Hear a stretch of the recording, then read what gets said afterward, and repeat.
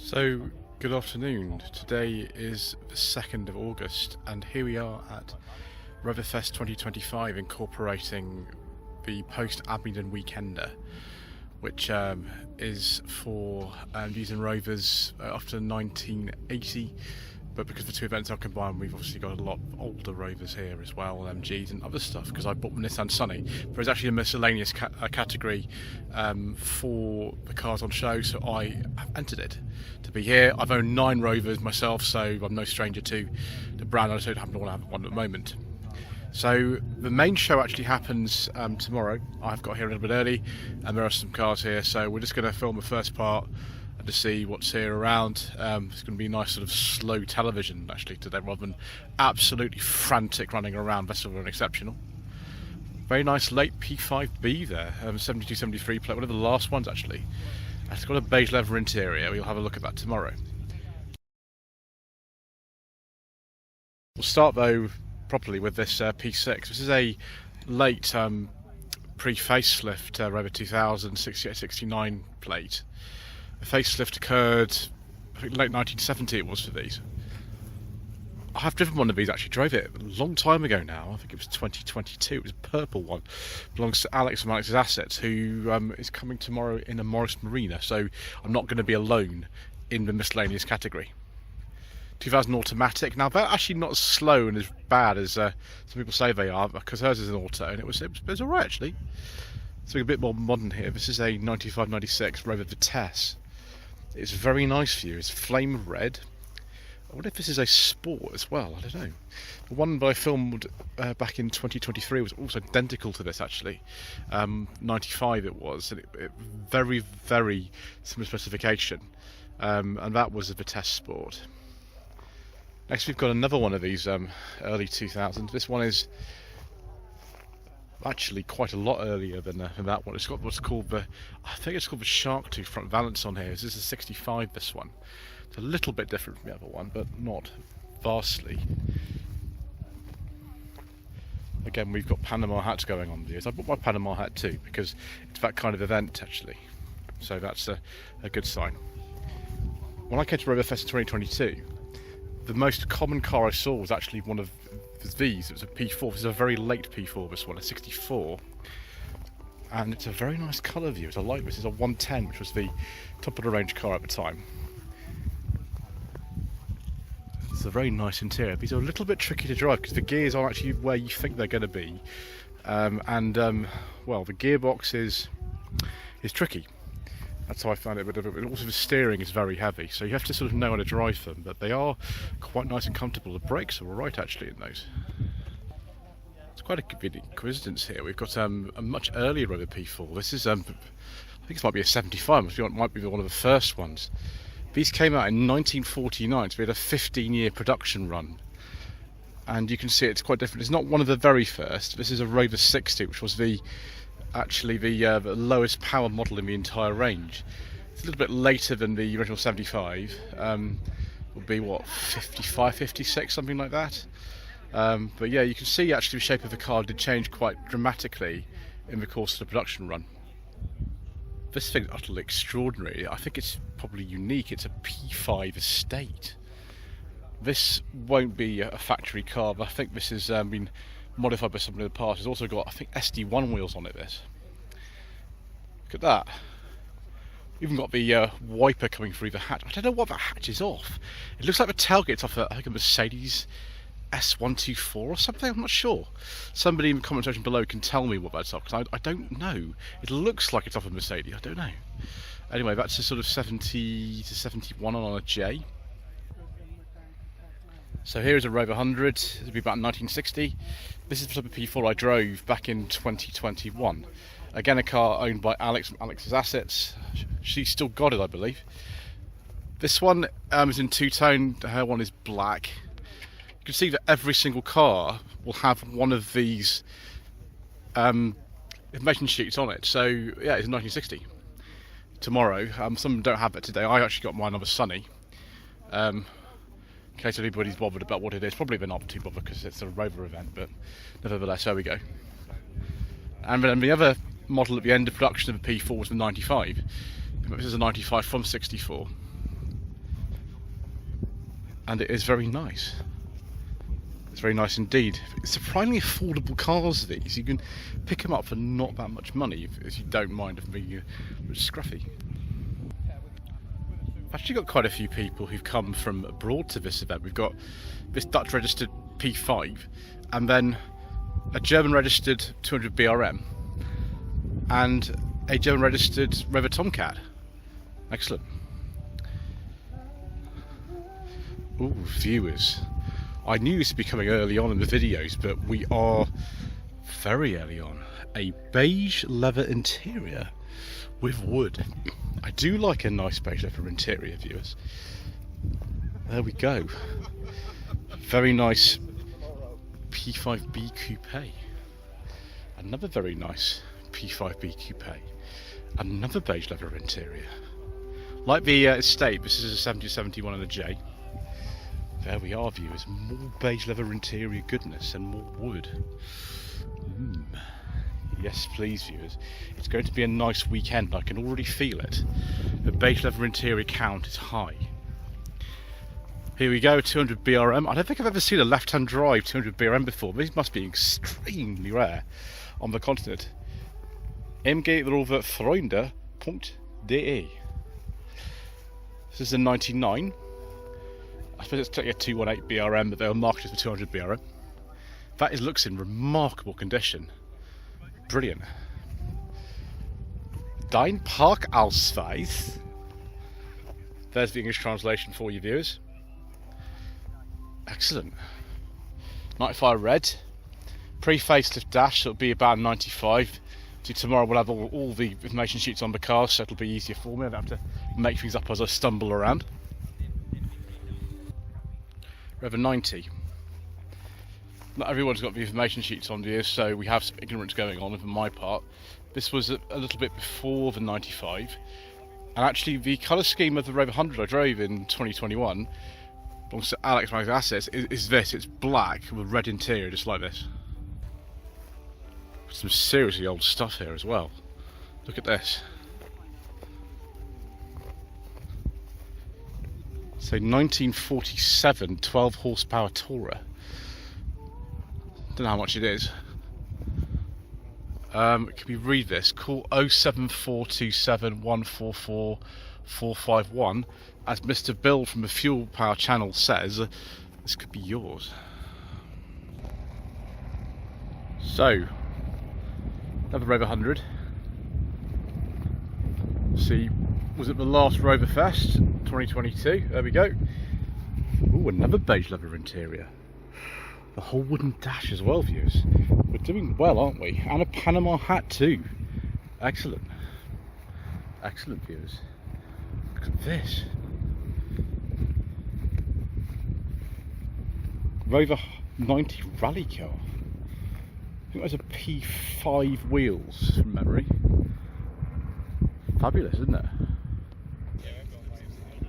So viewers, this is the earliest R8 that we know of. Still in existence. It's a 1989 214 GSI. GSI is an optional leather interior, which this does have,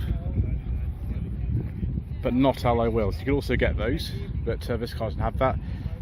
And air conditioning. You'd also get ABS. I don't think this car's got any though. Oh, it has air conditioning. That's a rare option on these.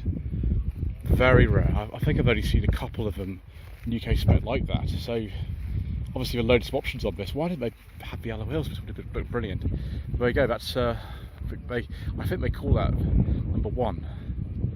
Brilliant. And then we've got something a bit later here. This is a 2000 Rover 25 GTI. I have actually driven one of these. Not this one, it was a silver one. It belongs to Rob, who actually heads up the team for the post-Abingdon Weekender. You can get a 3 or 5 door. They're only made from late 99 to about late 2001, because the MG ZR came in, and obviously it sort of took its place really. Very late Rover 45 here, facelift one. It's probably like a Club SE or something, judging by the interior. I used to own a Club SE. Yeah, Club SE I think this is. Someone's upgraded the front fog lamps for LED ones. It's probably not a bad idea really. I own two 45s. One of them I brought to the last event in 2022. It was a 45 V6, which I can't remember who owns that now. Yeah, so we'll put the Sunny in the right place tomorrow, viewers. There are some other non-MGs and Rovers coming, so we'll put it up at the top, out of the way. 1966 Rover 2000. Again, nice looking car, these, with this sort of original form. Came out in 1963, along with Triumph 2000. This one's much later. This is a 3500 with the Continental kit with that on the boot there, because yeah, the boot's a bit of a weird shape on these for some reason. Don't know why it was like that, but a lot of them have a Continental kit like this car does. 72, 73 on an L. XC was a common suffix used by press cars at Rover at the time. This one is an auto. The 3500S in this country tended to be manual. It's very nice. Again, an even earlier 2000 this time with some midnight style wheels on it. 1964 with the little shark tooth front valance on this. Oh, someone's got a little action camera. Continental kit's being used well for rallies and things. There we go, look at all this, all these stickers on this. If they did rally these back in the day, and obviously they do now too. Another 3500 wearing, I think, again, SD1 wheels. Again with the automatic gearbox. Can't remember what year this is, probably about the same as the green one, to be honest, around that sort of time. This particular car is quite interesting actually. It's got a 1975-76 plate on it. It looks though very much like an early car. From the interior though I can tell you it's not, it just sort of looks like one. Zircon blue is the name of this colour. Yeah, it's definitely a late one because of the front end. Yeah, 75 and it's a 3500. That looks like it used to be done actually. Another Zircon blue car here, another 3500 early facelift one. 70-71 on the J. Again with a Continental kit. That does look rather nice. There's lots of nice looking cars here already. So one of the last of the pre-facelift cars, this. It's like a 2000 to me. The V8 pre-facelift ones that look different from the front end. There we go. Another 3500 this one. Well, it's an S. I'm expecting to see a manual gearbox in here rather than auto. Ooh, and a beige leather interior as well. Indeed, 5-speed manual. So that'll be out of, I think, an SD1. The LT77 gearbox. Not Zircon blue, it's slightly brighter blue than that. That again looks fantastic, again with the wheels from SD1. This is what the 3500s look like, if more standard in terms of the wheels. Also, I think we've got, I can't remember what these are called now, these Lucas units on the front. They just fog lamps or something else, I can't remember now. Forget. This colour, I've forgotten now what the colour is. Another 3500, obviously one's an auto. Well, how many of these we're going to see tomorrow? I mean, it'd be a lot, it'd be an awful lot. 75, sorry, 75 that one. So this is again an example of why people put Continental kits. You can see the spare wheel is in there, but it takes up all that space. That's why people tend to put Continental kits on. This 3500 is probably missing its wheel trims. Maybe I'm going to go on tomorrow for the show, I don't know. That is a 71, 72. I like the colour of the 75. This is a 2.5 V6. It's a 2002-3 car. Wheels are good as well. This would be a monogram car, I think, judging by the colour of it and the interior and things. Very nice. Can't remember that colour at all now. Someone else has bought a car that's going to be in the Miscellaneous area tomorrow. It's a Jaguar S-Type R, all the way from Switzerland. Brilliant. Absolutely fantastic. I don't feel so alone now anymore. There's going to be some nice tasty treats in the Miscellaneous area. We've also got this MGF with a cover on it from 99 or 2000. Another car from Holland is this Rover 110, or Netherlands I should say. I shouldn't say Holland because that's actually a specific area of the Netherlands. Someone driven all the way from Netherlands, excellent. And and we've also driven this MG Z180. What year is it? Let's have a look. Oh, the measure sheet, brilliant. It's a 2003, and this is trophy blue. Excellent. So up at the top end, another Rover 90. And black with red interior, I'm sure. Back in the 50s and early 60s, that was the most common colour combination for the P4s. Then a bit later, it's a very nice 2005 to 6 Rover 75 V8. Oh, viewers, does it have a beige leather interior? It does, with wood and piping.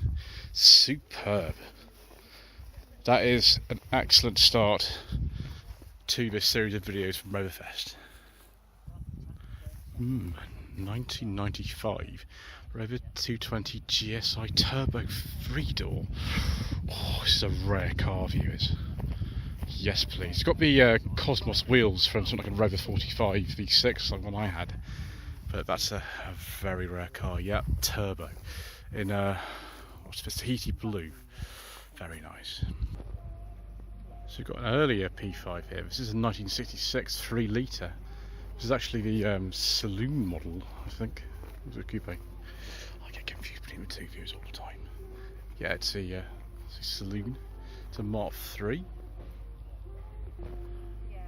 Brilliant. 1938 Rover P2. Thank you for put the information sheet in nice and early for me. Trafficators and all kinds of lovely things. The boot is actually not too bad on that. I love the colour. Wow, viewers, a properly tasty treat here. Facelifted SD1, 8283 registration. Manual. And it's a 3500 SE with rear wiper. I think that's a Porto red, that colour. Maximum excitement, viewers. If only it had a beige leather interior, it would be even better, but we can't have everything, can we? So the reason I thought that black car was a 75 is because the back end is very similar. But as you can see, the boot handle's in a different place, and the rear lights is slightly different. Way obviously you tell it's only 75 is by the front end. Like this. You can see why they got the nickname of Cyclops, can't you? When they came out in 49. Very modern design for the time, but by the end of production 1964 it was looking a bit dated. Anyway, that's it for today. We'll be back tomorrow. Thank you ever so much indeed once again for watching. Please don't forget to subscribe to the channel. Like this video, comment below, and we'll see you in part 2 for some more incorrect information.